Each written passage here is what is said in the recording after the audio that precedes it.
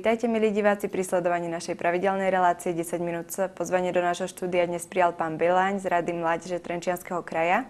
Dobrý deň. Dobrý deň. Tak povedzte nám niečo k fungovaní Rady mládeže. No, Rada mládeže Trenčianskeho kraja je občianske združenie, ktoré zabezpečuje koordináciu činností detských a mládežníckych organizácií v Trenčianskom kraji. My sme vznikli v roku 2001 a vlastne odvtedy fungujeme. Sídlo máme v Dubnici nad Váhom a naša hlavná činnosť, ako som už spomenul, je koordinácia činnosti. Hlavne sa zameriavame na spoluprácu s vyššími územnými celkami, občianskými samosprávami, čiže mestá, obce, samosprávny kraj, pretože chceme, aby sa mladí ľudia, kde máme my vlastne túto vekovú skupinu od 15 do 30 rokov, aktívne zapájali do činností vo svojich obciach a mestách. Hlavná skupina, teda s ktorou my pracujeme, je stredoškolská mládež a voľnočasové aktivity, respektíve mládež, ktorá sa zúčastňuje voľnočasových aktivít. Aký máte záujem od mladých ľudí k týmto činnostiam? Viete čo, je to tak, že vlastne keď sa zameriavame na mládež voľnočasových aktivít, tak to robia deti a mládež, ktoré v týchto organizáciách pracujú. A potom sa spolupracujeme s tými strednými školami, kde organizujeme pre nich aktivity, pracovné stretnutia a deti sa zúčastňujú, samozrejme vždy to máme po dohode s vedením škôl, že týchto aktivít. Spomínali ste nejaké aktivity, tak ako to vyzerá tak v praxi? Čo robíte s týmito ľuďmi mladými? Čiže my organizovali sme v minulosti projekt 4 regióny pre mládež, kde sme sa zamerali hlavne na dobrovoľnícke aktivity a v rámci tohto bolo vyvrcholenie 3 dní pre hrdinov, kde deti a mládež nášho kraja, ale samozrejme aj v spolupráci so organizáciami, čiže z Trnavského, Zlínskeho a Juhomoravského kraja, pracovali na 3 dní na rôznych brigádach, úprava životného prostredia, v škôlkach s deťmi, so seniormi. Proste snažili sme sa zlepšiť prostredie v našich krajoch. Vy ste spomínali, že fungujete už od roku 2002. Tak vidíte napríklad aj nejaký posun na tých ľuďoch, ktorí sa naozaj zúčastňujú pravidelne na vašich podujatiach? Áno, vidíme to, že zo začiatku nás bolo, jak sa hovorí, 5,5. Teraz máme 20 mládežníckych organizácií. Ten počet sa tak posúva podľa toho, aj aké personálne obsadenie, ale zúčastňujú sa našich aktivít. Ďalšia tá aktivita, ktorá bola aj v rámci toho projektu, bol Festival mládeže, ktorý organizujeme v podstate už 12 rokov v súčasnosti na námestí v Trenčíne, kde prezentujeme činnosť detských a mládežníckych organizácií, kde majú možnosť tieto organizácie prísť, vystúpiť, prezentovať svoju činnosť. A bývajú to veľmi zaujímavé podujatia. Robili sme ich aj v Puchove, v Dubnici, v Považskej Bystrici, ale hlavné gro je Trenčín ako centrum regiónu Trenčianskeho kraja. Vy ste v poslednom čase rozbehli aj ďalší zaujímavý projekt, ktorý je zameraný na podnikanie. Tak by ste nám niečo povedali aj k tomuto projektu? No, v spolupráci so spomínanými radami mládeže Trnavského, Zlínskeho a Juhomoravského kraja nadväzujeme na projekt 4 regióny pre mládež a tento sa volá 4 regióny pre inováciu v oblasti zamestnanosti mládeže, kde sa zameriavame na to, aby sme pomohli mládeži znížiť nezamestnanosť.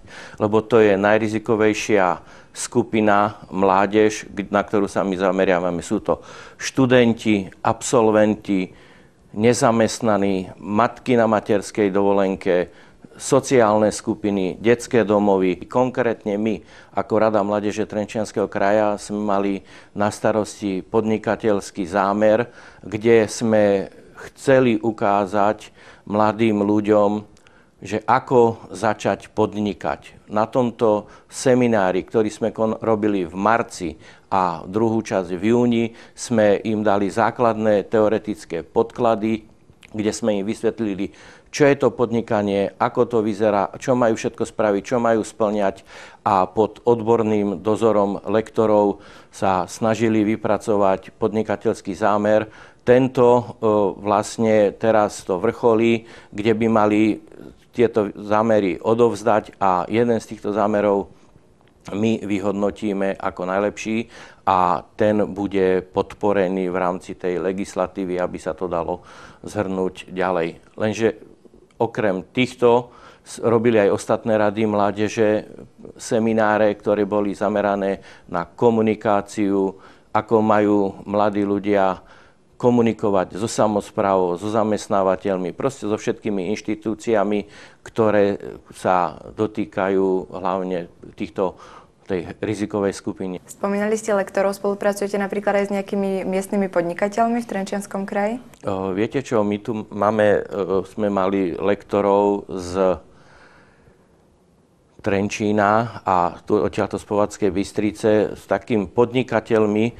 Konkrétne meno neviem povedať, ale zúčastnili sme sa tuto, myslím, že to bolo v októbri, seminára, ktorý organizoval Úrad práce a sociálnych vecí, kde sme prezentovali túto našu činnosť a vlastne sa snažíme takto aj cez úrady práce ponúknuť týchto mladých ľudí. My máme tú nevýhodu, že vlastne, respektíve táto skupina je taká znevýhodnená. Čiže to je chyba, že chcú všetci mladého človeka, ktorý má veľa skúseností a to práve my chceme dosiahnuť našim projektom, aby aspoň nejaké tieto základy získali. A vy chcete teda priviesť k podnikaniu? No ukázali sme im, že jedna z možností, ako je sa zamestnať, je vytvoriť si vlastnú firmu. Lebo to je teraz pre mladých ľudí zaujímavé a chcú a majú záujem. Takže keď sa nemôžu zamestnať v existujúcich firmách, tak je pre nich výhodné založiť si svoju. Na prvom seminári boli ako mládežníci, ktorí aj prezentovali svoj záujem, že by chceli podnikať treba z oblasti ponúkania ako rekreačných služieb, hotel, reštaurácia a podobné veci. Čiže to, čo mladých ľudí baví a nemajú to možnosť sa niekde zamestnať, tak sme im ponúkli túto možnosť, ako by si mohli tieto podmienky vytvoriť sami. Na podnikanie však treba aj kapitál. Ako sa to...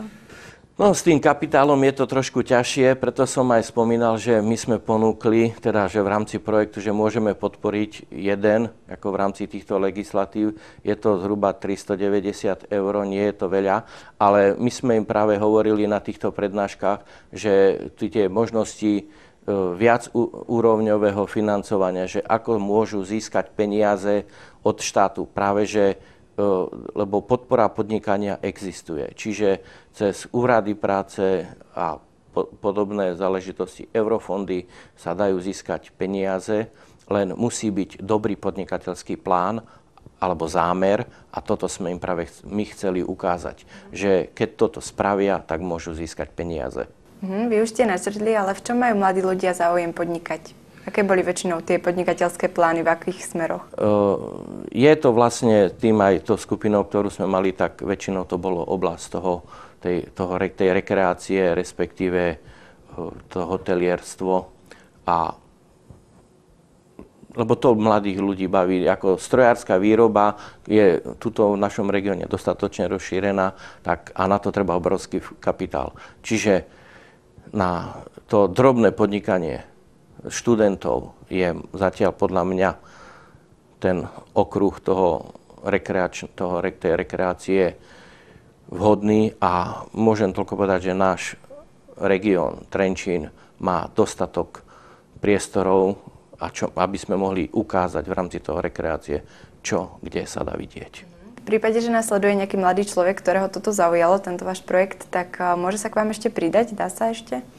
Môže sa dať, lebo vlastne my budeme pokračovať v rámci tohto projektu, aj keď prednášky už skončili, ale keď si prejde na našu web stránku, tak je možné, alebo aj na čísla telefónov môžem dať web stránku, číslo telefónu, kde kľudne my sa radi stretneme, dáme kontakty, lebo my tento projekt vlastne budeme realizovať aj po ukončení. Mal by teoreticky skončiť v auguste, ale pokračovanie fyzicky bude ďalej. Čo všetko potrebuje mladý človek, keď sa chce k vám pridať? Je to nejako obmedzené, musí mať nejaké predpoklady alebo niečo podobné? Aby sa k nám pridal, musí mať záujem.